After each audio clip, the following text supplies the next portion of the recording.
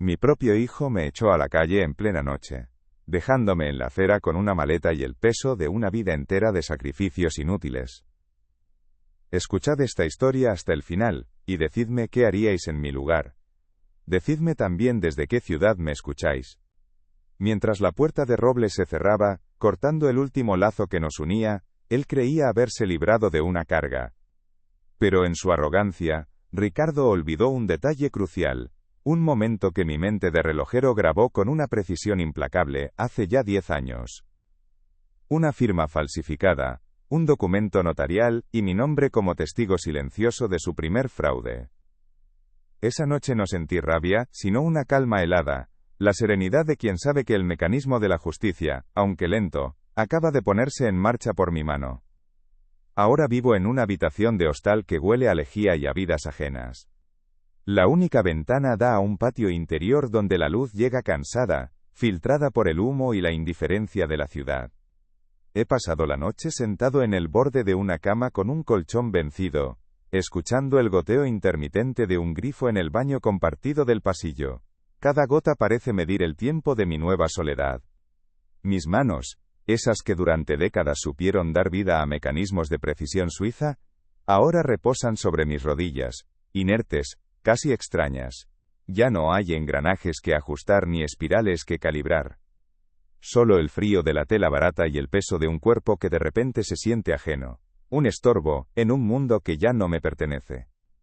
En el espejo agrietado del armario no veo a Julián, el relojero. Veo a un anciano anónimo, la silueta de un hombre que ha dejado de existir para la única persona que importaba. Las palabras de Ricardo resuenan sin cesar, no como un grito, sino como un susurro helado que se ha instalado en mi pecho.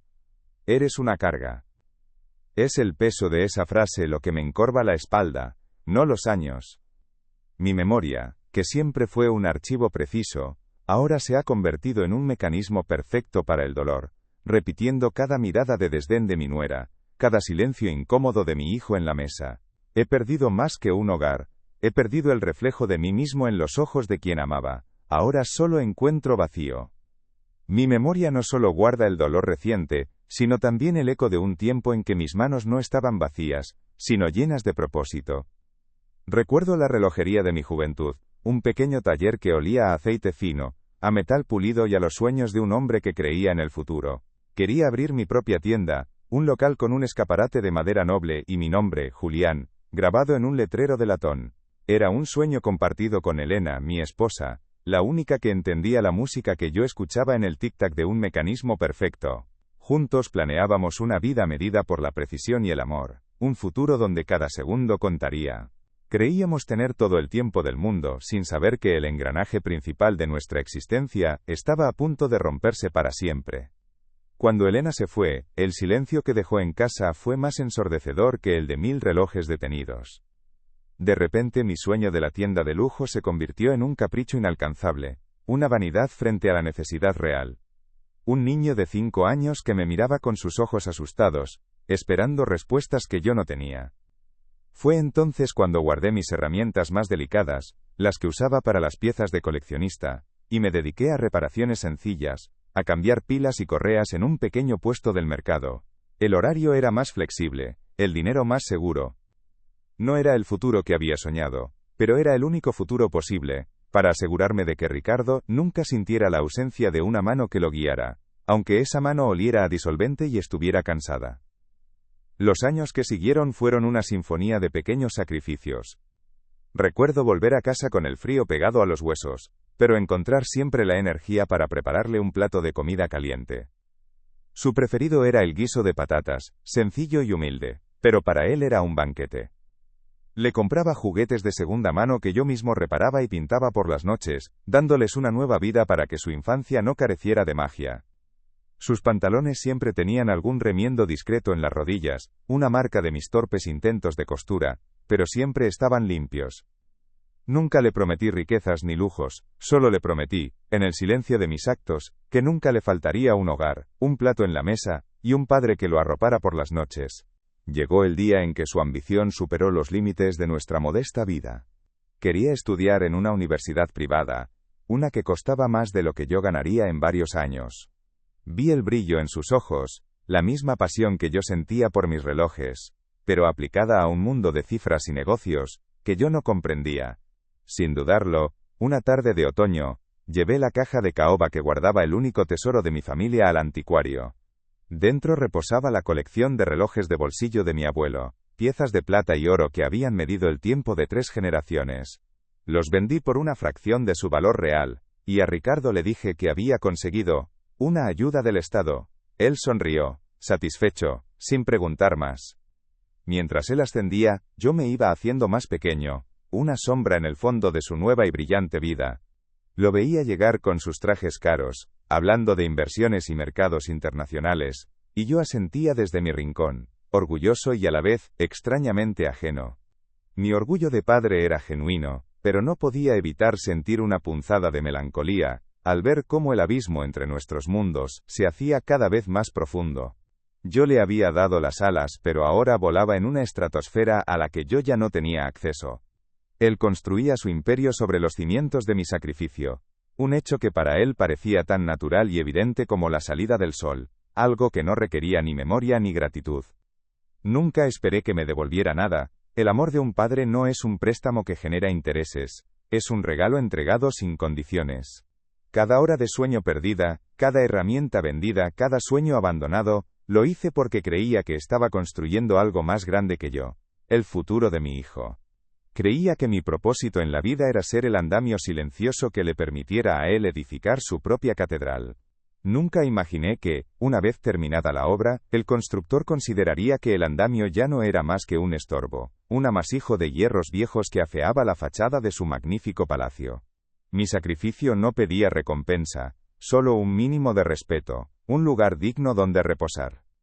El distanciamiento no llegó como una tormenta, sino como una niebla fría que se fue instalando poco a poco en la casa, calando en los huesos antes de que la mente quisiera aceptarlo. Todo empezó con el eco de un teléfono que no sonaba. Mis llamadas a su oficina se perdían en un laberinto de secretarias amables y excusas recurrentes. Está en una reunión importante. Le paso nota. Le devolverá la llamada. Nunca lo hacía. Sus visitas a mi ala de la casa se hicieron más cortas, cronometradas, con la mirada siempre puesta en el reloj de su muñeca, una ironía cruel que no se me escapaba. Luego llegaron las primeras palabras afiladas, no de él, sino de su esposa. Corregía mi lentitud al caminar, mi forma de sostener los cubiertos. Ricardo permanecía en silencio, con la vista clavada en su plato, permitiendo que cada dardo me alcanzara sin ofrecer la más mínima defensa. Pronto las palabras ya no fueron necesarias, el desprecio aprendió a manifestarse en el aire que respirábamos. La mirada de Laura durante las cenas se convirtió en un juicio silencioso que medía cada uno de mis gestos. Me retiraban el plato sin preguntar si había terminado, subían el volumen del televisor cuando intentaba contar alguna anécdota de mi juventud. Dejé de ser una persona para convertirme en parte del decorado, una figura incómoda que se movía por los pasillos. Oí por casualidad que planeaban unas vacaciones en los Alpes, un viaje del que yo, evidentemente, no formaba parte. Nadie me lo comunicó. Hablaban de reaprovechar el espacio de mi habitación como si yo ya no estuviera en ella, como si mi existencia fuera un problema logístico pendiente de resolver. Mi opinión había dejado de contar mucho antes, pero ahora era mi propia presencia la que se había vuelto irrelevante. La humillación alcanzó su forma más pura en los silencios y en los gestos deliberados de exclusión. Llegó mi cumpleaños, un día que Elena siempre había celebrado con un pequeño pastel y una vela. Pasé la jornada entera en mi butaca, esperando una palabra, un gesto. Nada. Ricardo y su mujer entraron y salieron, ocupados en sus vidas, y el día se extinguió sin un solo felicidades. Cuando tenían invitados me presentaban como el padre de Ricardo. Una formalidad rápida antes de dejarme en un rincón, un espectador mudo de su felicidad brillante y ruidosa. El golpe final, sin embargo, fue una puerta. Una tarde, al pasar por el pasillo, oí sus voces en el despacho. La puerta, que estaba entreabierta, se cerró suavemente pero con una firmeza inequívoca justo cuando llegué a su altura. Fue un acto deliberado que me borraba de su existencia. Ricardo cree que mi memoria es frágil, como la de cualquier anciano. Pero se olvida de que mi mente se forjó en la precisión milimétrica de la relojería suiza. Recuerdo aquella tarde de hace 10 años con una nitidez que a él le aterraría. Estábamos en una notaría de las afueras. Un lugar que olía a papel viejo y a secretos mal guardados. Me pidió que firmara como testigo en un documento de aval. Es solo un trámite, papá, para agilizar las cosas, me dijo, con una gota de sudor resbalando por su sien. Confié en él, por supuesto. ¿Qué padre no lo haría? Pero mientras mi pluma se deslizaba por el papel, mis ojos de relojero registraron cada detalle. La firma temblorosa que no pertenecía al socio que decía ser. El número de protocolo. El sello del notario. Guardé silencio por amor, creyendo que era una única pieza defectuosa en el engranaje de su ambición. Durante una década, ese recuerdo fue una carga silenciosa, un conocimiento que guardé en el rincón más oscuro de mi mente, junto a los sueños rotos, y el rostro de Elena. No lo guardé como un arma, sino como una debilidad que esperaba que el tiempo corrigiera, como un mecanismo desajustado que con los años encontraría su propio equilibrio. Cada vez que le veía triunfar, una parte de mí se preguntaba si su imperio estaba construido sobre cimientos sólidos o sobre aquella mentira. Pero lo protegía. Era mi hijo. Sin embargo, la noche en que me echó a la calle, el peso de ese secreto cambió de naturaleza. Ya no era una carga para protegerle, sino la única herramienta que me quedaba. No era un plan de venganza, sino el único movimiento posible en un tablero donde me habían dejado sin rey. A la mañana siguiente el goteo del grifo del pasillo ya no sonaba como una condena, sino como el metrónomo que marcaba el inicio de una nueva partitura. No había ira en mi pecho, solo un vacío operativo, el espacio necesario para trabajar con precisión.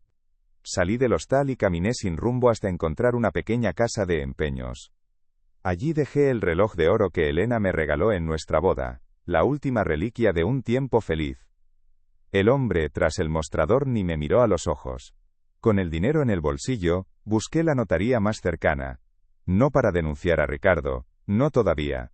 Fui para cambiar mi testamento. Desheredé a mi único hijo con la misma caligrafía firme con la que había firmado su primer fraude.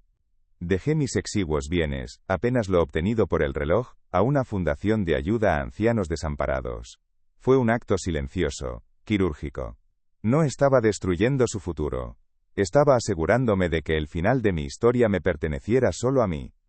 Con el documento notarial en mi chaqueta, me sentí más ligero. Desaparecí de aquel hostal como si nunca hubiera estado allí. Pagué mi cuenta y caminé hacia la estación de autobuses, comprando un billete para el primer destino que vi en el panel, un pueblo costero del que nunca había oído hablar. Durante el trayecto, vi a una joven madre en el asiento de enfrente, intentando calmar a su bebé mientras contaba las monedas para un café. Antes de bajarme en mi parada, me acerqué y, sin decir una palabra, deslicé en el bolsillo de su abrigo la mitad del dinero que me quedaba. Su rostro de desconcierto fue la única recompensa que necesité. Ahora vivo en una habitación alquilada sobre una panadería. El aire huele a pan caliente y a salitre.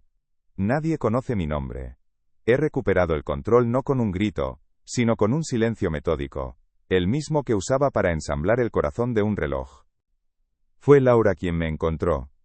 Su rostro, que yo recordaba afilado por el desdén, apareció en el umbral de mi habitación una mañana, descompuesto por una angustia teatral. Detrás de ella, Ricardo, con los hombros caídos, y sosteniendo una cesta de frutas exóticas que parecía obscena en la modestia de mi cuarto. Ella se abalanzó, intentando abrazarme mientras susurraba un torrente de disculpas sobre el estrés, los malentendidos, y lo mucho que me habían echado de menos. Hablaba de la casa como si fuera un mausoleo sin mi presencia. Ricardo asentía, mudo, con la mirada de un niño culpable, ofreciéndome la cesta como si fuera una ofrenda de paz. Observé sus manos, sus ropas caras, el pánico mal disimulado en el fondo de sus ojos. No había arrepentimiento en su visita, solo el hedor del miedo. Olían a desesperación, no a familia. Permanecí sentado en mi silla de madera, escuchando su estudiada letanía de promesas. Me ofrecieron la suite de invitados, un coche con chofer, una asignación mensual que superaba con creces lo que gané en toda mi vida. Cada palabra era un ladrillo más en el muro que ya nos separaba. Yo no les miraba a ellos, sino a través de ellos, hacia el recuerdo nítido de una acera fría y una puerta cerrándose. No sentía rencor, ni siquiera la satisfacción de la victoria. Sentía una lástima profunda y serena, la misma que se siente al ver un reloj de gran belleza cuyo mecanismo interno está irremediablemente roto. Hablaban y hablaban, pero yo solo oía el silencio de mi decisión. Ya había elegido mi camino. Su regreso no era una redención, sino la simple confirmación de que había hecho lo correcto. Dejé que sus palabras se agotaran en el aire viciado de la habitación, un torrente inútil de promesas vacías que rebotaban contra las paredes desnudas. No les ofrecí ni un vaso de agua. Simplemente esperé, observando cómo el pánico corroía los bordes de su estudiada compostura. Cuando el silencio por fin se hizo dueño del espacio, me levanté con la calma de quien ha ajustado el mismo mecanismo 1000 veces. De un pequeño cajón de la cómoda saqué un único folio doblado con precisión. Regresé y lo deslicé sobre la mesa de madera barata, justo entre la cesta de fruta y sus manos entrelazadas y sudorosas. En el papel no había amenazas ni reproches, solo el número de cuenta de aquella fundación de ayuda a ancianos desamparados y una cifra exacta, devastadora. Le daba un mes para transferirla. No buscaba su ruina, sino su redención forzosa. Mi silencio tenía un precio, y no era para mí. Se marcharon sin decir una palabra más, dejando la cesta de fruta exótica como un monumento absurdo a su miedo. La puerta se cerró, y el silencio que quedó, no era el de la soledad, sino el de la paz. Yo no me quedé con su dinero, lo destiné a otros padres olvidados, a otros ancianos cuya única falta fue darlo todo. No sé si lo que hice fue un acto de justicia, de perdón, o una forma más elaborada de castigo. Quizás no era ninguna de esas cosas, sino simplemente el último ajuste de un relojero, poniendo en hora un mecanismo que se había desviado hacia la crueldad. Enderecé una pieza rota, no por venganza, sino por la simple necesidad de que el tiempo, al final, marcara la verdad. ¿Y tú? ¿Habrías perdonado sin condiciones, o habrías hecho que el peso de sus acciones sirviera para reparar el dolor de otros?